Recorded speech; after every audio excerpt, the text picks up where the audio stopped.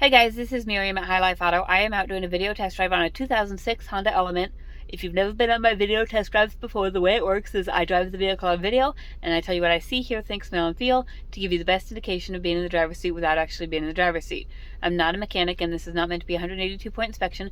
Rather, this is meant to be a sneak peek into how the vehicle drives and any potential issues I notice as we're going along. So we'll take a look around the vehicle, we'll take a look under the hood, and then we'll go for a drive. Unlock the car. First thing I'm going to say is this car locks by itself if, so I'm going to have the window down because it locks by itself if you don't have the keys with you. So, and then I'm going to find the OBD2 port, which is all the way under here. And that in. All right, here we go. All right, these are really cool cars. So this is an 06 Honda Element. Really no huge body damage on this side. Like there might be a little dent right here. Front tires are probably about 40%. Rear tires are probably about 65%. So part of the reason these are so cool, oh, see, look, door locked. That's why I rolled down the window. And I'm sure that there's a way to turn that off. Most cars have a way to turn that off. We haven't even looked into it yet. So here's the interior of the front. It's got the blue, kind of the blue trim. It's really pretty. It's clean. So here's the back. It's got the suicide doors. And this back seat, like, is huge. It's only 2 seats, like, so there's not room for 3, but like, I'm pretty sure you could fit 2 grown adults back there easy.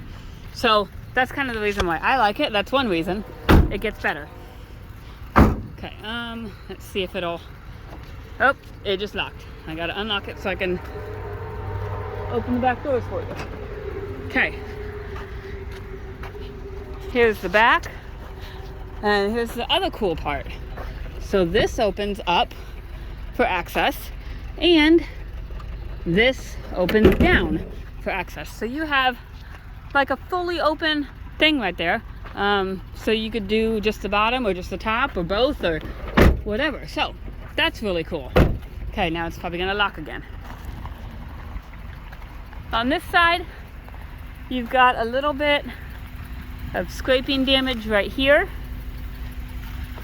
Other than that, I don't think it's really anything that a car wash won't take out. On the front, looks pretty good. I don't think I popped the hood. Let's see if it's unlocked. Ooh, it stayed unlocked this time. Alright, so what I know about this vehicle so far is I know that somebody has taken the catalytic converter out. Because it had a misfire and we were checking on it. And we saw that that is missing. So here is the motor. Sounds pretty quiet, but you can see a little bit of a misfire there. My husband said it had what looked like brand new plugs and wires on there, or fairly new plugs and wires. So the catalytic converter has been taken out. There's a guy that was looking at it earlier. He said the Carfax said there had been some electric work, not electric work, exhaust work in the past year. So it's possible the cat was clogged and that was the method of fixing it and just taking it out. I'm not certain. So, but the cat's gone, and that's what we think is causing the misfire, because we messed with the coils. You know, we swapped the coils, swapped the plugs and all that stuff. Didn't change anything. We did add an O2 sensor because the cat was gone. One of the O2 sensors was gone, so we put in a new downstream O2 sensor. And then the top one's okay. The upstream one is okay. So, really, we think that that's where the entire problem is coming out of. You're welcome to check it out. You're welcome to bring a mechanic and have him check it out. That kind of thing too. This is just kind of what we have come up with. And Matt drove this one home from Dallas City. So, I mean, that's not a super long distance, but it's about 10 miles. So it does run and drive, you know, there's that. We have down here on the dash, you can't see it, I'm sure, it's 138,000 miles. I just have a seatbelt light on over here. I think it's really hard to see, but there is a check engine light on over there. Okay, I think those are the only lights. So while this is, while my computer is doing a health report, we will check some of our other things. Okay, so radio. This kindest lady. Radio works. I'm gonna turn the AC on and we'll see if that works as we're checking the windows. Passenger side window works and the driver's side window works. And then those two windows back there, those are just like little pop truck windows. I would say that the AC probably works. It's blowing out fairly cold. And I do know the heat works because I had it on this morning when it was colder. So I'll turn that on just to double check, make sure it heats up and everything. And then I've got an ABS light and a brake light that just came on as I'm sitting here. So we will look and find out what those are for. ABS system. Oh, it's still scanning. We'll need 11%. So, all right, well, we're going to take it for a drive. Whew, that heat works. It's tested. Now I'm going to turn it off. Okay, now we're going to take it for a drive and see what we've got.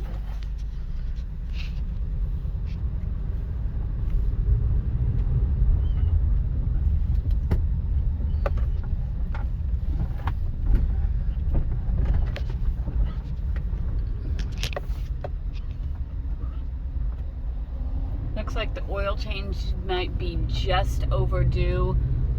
Looks like it was due at 137,988 miles, and I think we're 138,480. But I did check the oil this morning. It's still a good color. Okay, I'll put my seatbelt on. It's still a good color, and it doesn't look bad at all. So it's not something I'd be super worried about. But I just, I always tell people when you buy a car, just get your normal maintenance done. Just change the oil first thing, because then you know that, hey, it's been done. On my watch, I know that it was done at this time and with this oil and all of that. So I'm going to take it up the hill.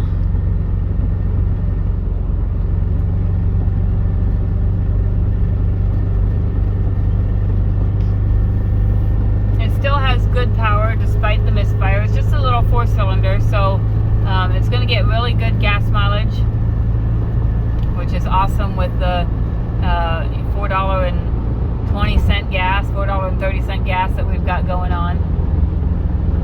Shifts through all the gears just fine. I don't hear any suspension noise. It's driving down the road fairly straight. It does go to the right just a little bit, but I think what it does go to the right is that's what's normal.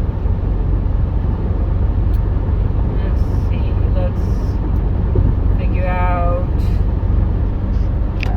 turn signals. Left turn signal works. Right turn signal works. Let's try our windshield wipers. Windshield wipers work. Brakes are good and solid. No grinding, no vibration. They stop the car really well. Okay, let's see where my cruise. Okay, down here, in case you lose it and you can't find it, here's the main cruise button.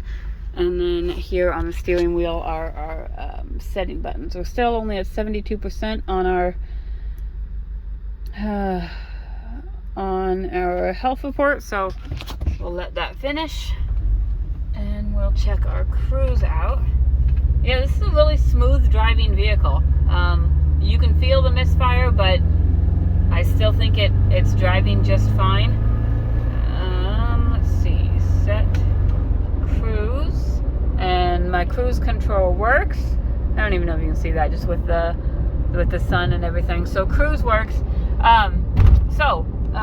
As we're winding down, before I get those codes and stuff off of there, vehicle runs and drives very well. Everything seems to work. There is so the doors automatically lock, which I'm going to Google and see if I can fix that. But doors automatically lock.